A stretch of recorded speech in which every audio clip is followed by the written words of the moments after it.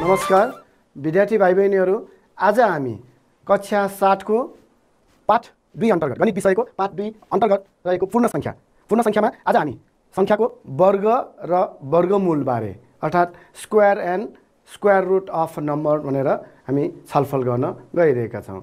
अब विद्यार्थी भाइ बहिनीहरू, वर्ग संख्या भनेको कस्तो हो र त्यसको वर्गमूल भनेको के हो र यो कसरी पत्ता लगाउने, यी बारे चाहिँ हामी छलफल गर्छौँ। र विद्यार्थी भाइ बहिनीहरूले अब वर्ग भन्नासाथ हामीले जुन अघिल्लो कक्षाहरूमा पनि कक्षा 6 मा पनि हामीले पढिसकेका छौँ। विभिन्न यो समतल सतहहरूमा वर्ग आयत भनेर त हामीले पढिसकेका छौँ नि, हो कि हैन? जस्तो अब वर्ग भन्नाले के हो त, लम्बाइ र चौडाइको नाप चाहिँ के भएको, बराबर भएको हो। हेर्नुहोस् त, लम्बाइ र चौडाइको नाप यदि बराबर छन् भने त्यस्तो समतल सतह चाहिँ के हुन्छ, वर्ग हुन्छ भनेर हामीले छलफल गरिसकेका छौँ, हो कि हैन? र वर्गको क्षेत्रफल पत्ता लगाउनलाई हामीले के गरेका थियौँ त, लम्बाइ र चौडाइको गुणन गर्ने। अर्थात् हामीले एउटा कुनै वर्ग, हेर्नुहोस् त यहाँ स्लाइडमा, जस्तो वर्ग लियो र वर्गको यो लम्बाइलाई हामीले एलले जनायौँ, चौडाइलाई पनि एलले जनायौँ र अब यो वर्गको क्षेत्रफल निकाल्नु पर्यो भने हामी के गर्छौँ त, लम्बाइ र चौडाइ गुणन गर्छौँ। अर्थात् एल र यहाँ पनि एल छ, लम्बाइ र चौडाइ यहाँ बराबर छ, अर्थात् क्षेत्रफल ए बराबर एल इन्टु एल, अथवा लम्बाइ र फेरि चौडाइ पनि अब एल नै भएकोले एल गुणन एल, अर्थात् एल स्क्वायर भनेर हामी यो एलको के त यहाँ घाताङ्क 2 भनेर हामी लेख्दाखेरि के बुझ्नुपर्छ, लम्बाइ र यो लम्बाइ अथवा एल र एलको यो गुणन भनेर बुझ्नु पर्यो हो। यसरी अब कुनै पनि एउटा कुनै संख्या छ, जस्तो कुनै संख्या हामीले 5 लियो, ल अब यो आफैले त्यही संख्याले अथवा 5 लियो भने 5 गुणन गर्ने। जसरी यहाँ एल र एल गुणन गर्दा एल स्क्वायर भनेको जस्तै यहाँ 5 गुणन 5 अथवा 5 मल्टिप्लाई 5 हो। 5 मल्टिप्लाई 5 गर्यो भने कति हुने भयो त, हामी यसलाई 5 को पावर 2 भनेर यसरी लेख्छौँ नि हो। र 5 पावर 2 भनेपछि अब यसलाई हामी 5 5 जा 25 यसरी लेख्छौँ हो।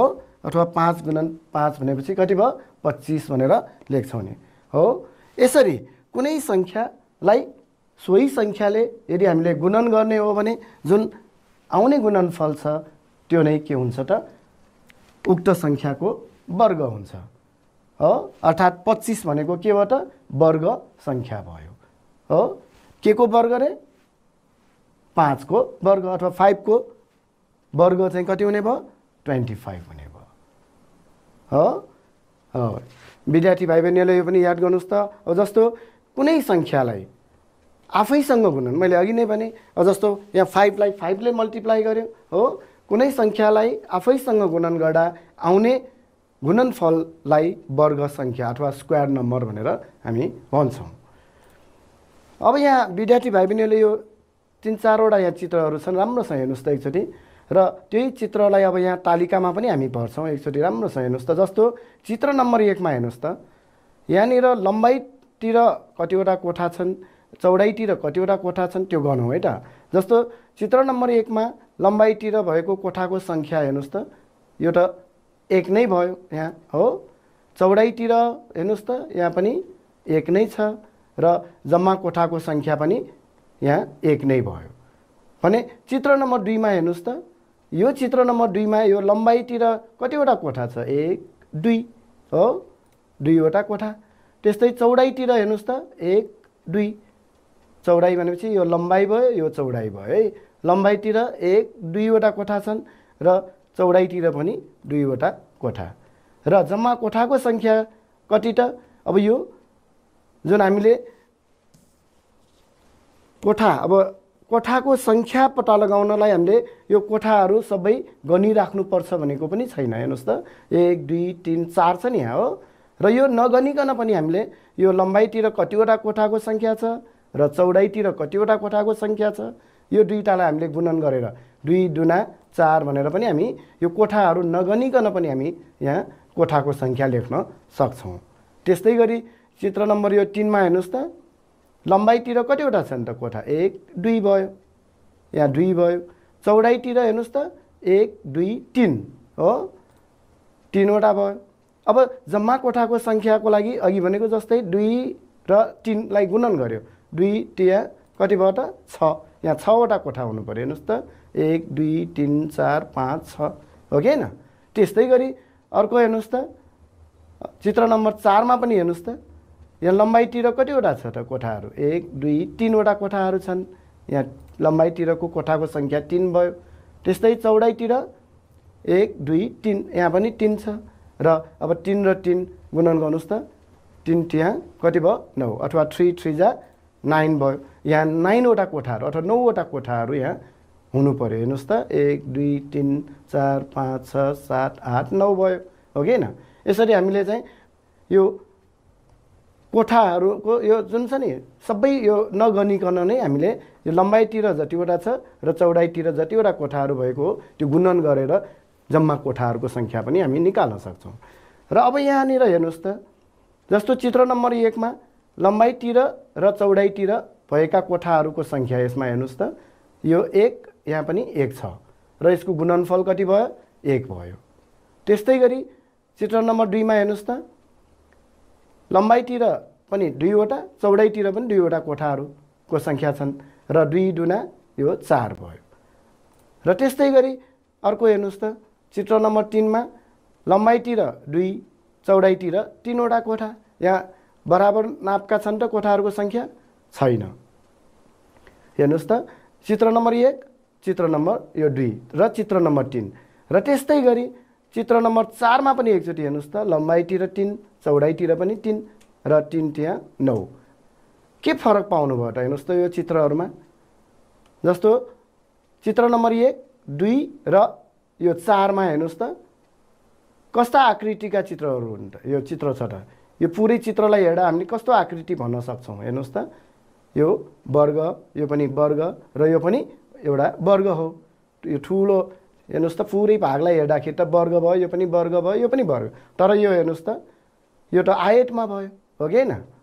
हो लम्बाइ र यहाँ चौडाइ त अथवा यो लम्बाइतिर भएको कोठाको सङ्ख्या र चौडाइतिर भएको कोठाको सङ्ख्या यहाँ बराबर छैन। तसर्थ हामीले यहाँ यो जुन चित्र नम्बर 1 चित्र नम्बर 2 र चित्र नम्बर 4 अर्थात् 1 4 र यो 9 जुन छन् र 1 4 र 9 जुन यो छन् यिनीहरू चाहिँ के भयो त जुन यो चित्र नम्बर 3 मा यहाँ 2 र यता 3 छ यो फरक नापका छन् यहाँ। तर अरू हेर्नुहोस् त 1 2 र 4 चित्रहरूमा त सबै यहाँ यो लम्बाइतिर र चौडाइतिर भएका कोठाहरूको सङ्ख्या बराबर छन् र तसर्थ हामी के भन्न सक्छौँ यो 1 4 र 9 यो तालिकामा 1 4 र 9 जुन सङ्ख्याहरू छन् यिनीहरूलाई हामी वर्ग सङ्ख्या भनेर भन्न सक्छौँ। किन भन्दाखेरि यी सङ्ख्याहरू भनेको उही सङ्ख्याहरू दुई पटक यहाँ गुणन गर्दाखेरि आएका सङ्ख्याहरू हुन् हो। जुन हामीले कुनै सङ्ख्यालाई आफैसँग गुणन गर्दा आउने गुणनफललाई वर्ग सङ्ख्या भनिन्छ भनेर जुन हामीले यहाँ भन्यौँ नि। अब यहाँ पनि हेर्नुहोस् त 1 र 1 नै भयो, 2 र 2 गुणन गर्दा 4 भयो, 3 र 3 को 9 भयो हो। हो यस्तो सङ्ख्याहरू चाहिँ हामी के भन्छौँ त वर्ग सङ्ख्याहरू भनेर भन्न सक्छौँ अथवा स्क्वायर नम्बर भन्नाले 1 4 9 यिनीहरू चाहिँ भयो है। त्यस्तै गरी अरू अब थप वर्ग सङ्ख्याहरूलाई हेरौँ त जस्तो 1 र 1 गुणन गर्दा यसलाई 1 स्क्वायर 1 नै भयो, 2 र 2 को 2 स्क्वायर 4 भयो। त्यस्तै गरी हेर्नुहोस् त सबै यो 5 सम्मको चाहिँ यसरी 1 र 1 लाई गुणन गर्दा त 1 को वर्ग अथवा 1 स्क्वायर भयो जसलाई 1 नै लेख्छौँ। 2 र 2 को 2 स्क्वायर अथवा 4 भयो 4 हो। 3 र 3 को 9 भयो, 4 र 4 को 4 स्क्वायर 16, 5 को 5 स्क्वायर 25 भयो। त्यस्तै गरी अब 6 र 6 लाई मल्टिप्लाई गर्दा 6 स्क्वायर अथवा 36 भयो, 7 7 त्यस्तै 8 को 9 र 10 को यो मल्टिप्लाई गर्दा अथवा गुणन गर्दा आउने यो सङ्ख्याहरू भयो। हेर्नुहोस् त तसर्थ हामी यो 1 4 9 16 25 र यता 36 49 64 81 र 100 यिनीहरू भनेका चाहिँ के हुन् त वर्ग सङ्ख्याहरू नै हुन् हो कि हैन। किनभने यी सङ्ख्याहरू भनेको उही सङ्ख्याहरू कुनै सङ्ख्या अब जस्तो यहाँ 1 र 1 2 र 2 उही नै सङ्ख्याहरूको दुई पटक गुणन गर्दा आएका गुणनफलहरू भयो तसर्थ हामी के भन्न सक्छौँ यो 1 4 9 16 25 36 49 64 81 र 100 भनेको सबै के हुन् त यिनीहरू वर्ग सङ्ख्याहरू हुन् भनेर भन्न सक्छौँ।